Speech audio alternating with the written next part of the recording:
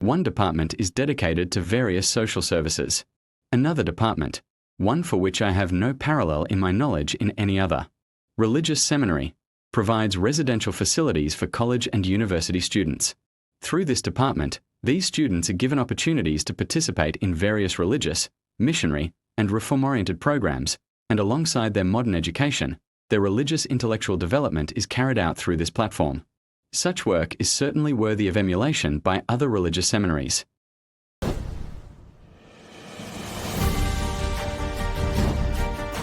You are watching BBG Reads for Audio. Real stories and famous books reads. Keep touching with us. Subscribe, like, and share.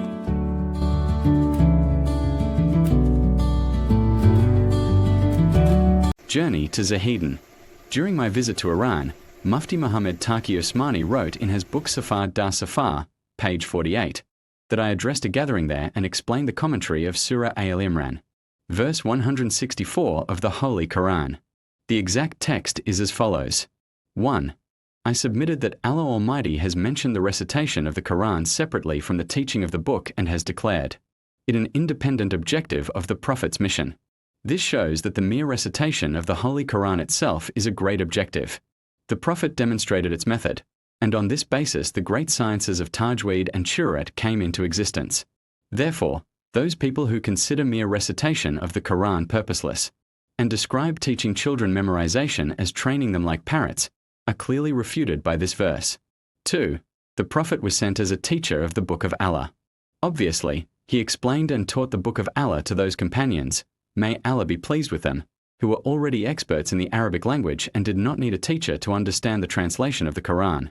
This proves that merely knowing the translation of the Holy Qur'an is not sufficient, and without the teaching and explanation of the Prophet, the true intent of the Qur'an cannot be understood. Therefore, those people who attempt to derive rulings from the Qur'an solely on the basis of its translation, and who ignore the explanations of the Prophet and impose self-made meanings upon it and call it ijtihad, are clearly refuted by this noble verse. 3. Along with the Book of Allah, the Prophet was also entrusted with teaching wisdom and insight.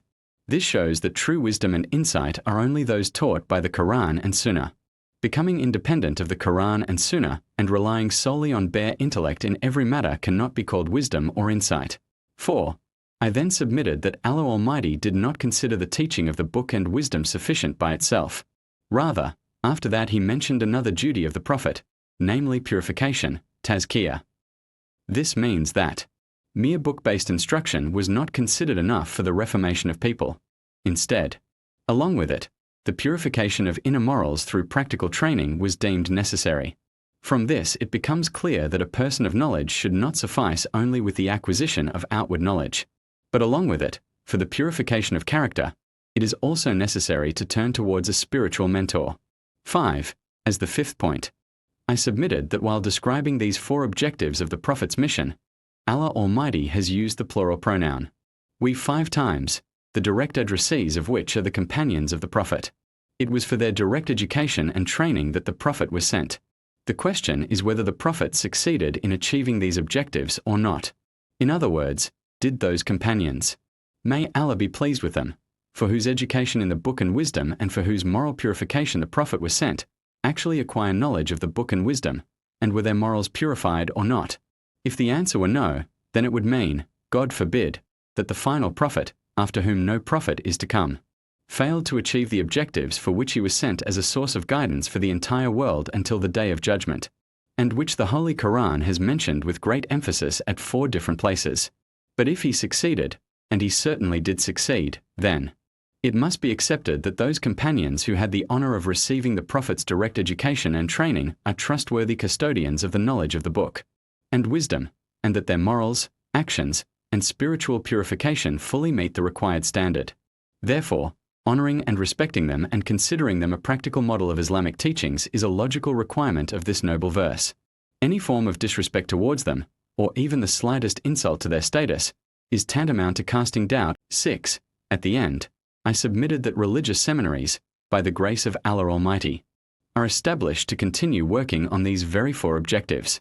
There may be some aspects within them that require partial reform, and such aspects do exist, but to criticize them as a whole and to raise objections against their specific objectives is completely contrary to this noble verse. I explained these 6 points with some additional clarification and detail over the course of 1 hour. Maulana Muhammad Qasim Sahib translated the lecture into the Persian language in an excellent manner. Although the topic was scholarly in nature and somewhat dry for a general gathering, by the grace of Allah Almighty an effort was made to present it in a simple and understandable way. The audience listened attentively throughout. Later, Ustad Adnan Darwish came to me and said that he had asked one of his Iranian students to translate my speech into Arabic for him simultaneously. He said frankly that his own lecture was also based on the same verse, but he had not been able to reach the points that I had presented. In particular, he stated that the argument I derived from this verse regarding the reliability and integrity of the companions, may Allah be pleased with them, was highly effective and unique. So all praise is due to Allah for His grace. After me, speeches were delivered by Maulana Fazlur Rahman Sahib and Maulana Abdul Hamid Sahib, and then the Friday prayer was offered at the same place with the entire gathering. After that, the program concluded with the ceremony of turban tying and supplication. The scholars who had come from distant places but could not meet me due to the crowd of the gathering later requested that a special meeting be arranged with selected individuals, where there would be an opportunity for discussion and questions, and they also wished to obtain ijaza of hadith from me. Accordingly, a time after Maghrib was fixed for this purpose. However, the mistake was that this announcement was made in the general gathering. As a result, when I reached the mosque after Maghrib where this meeting was scheduled, the situation was the same as before. The entire hall of the mosque was filled. In such circumstances, the intended objective could not be achieved. Maulana Abdul Hamid Sahib, therefore, requested that I deliver some advice instead. Out of respect for the scholars, despite my own unworthiness, I granted them ijaza of Hadith Musalsal Bi'al-Awaliya and also spoke on it, and this continued until the time of Isha. After Isha, the meetings with visitors continued at the hotel as well. Ustad Adnan Darwish is a young scholar from Syria who had recently published Badr al-Sanai with his own verification and research. During my stay in Zahedan, he repeatedly expressed his wish, saying that although he had obtained ijaza of hadith from me indirectly, it had long been his desire to receive ijaza directly from me, and that he also wished to discuss some juristic issues. After Isha, he came again. I granted him ijaza of hadith, and discussions on several fiqh-related matters continued.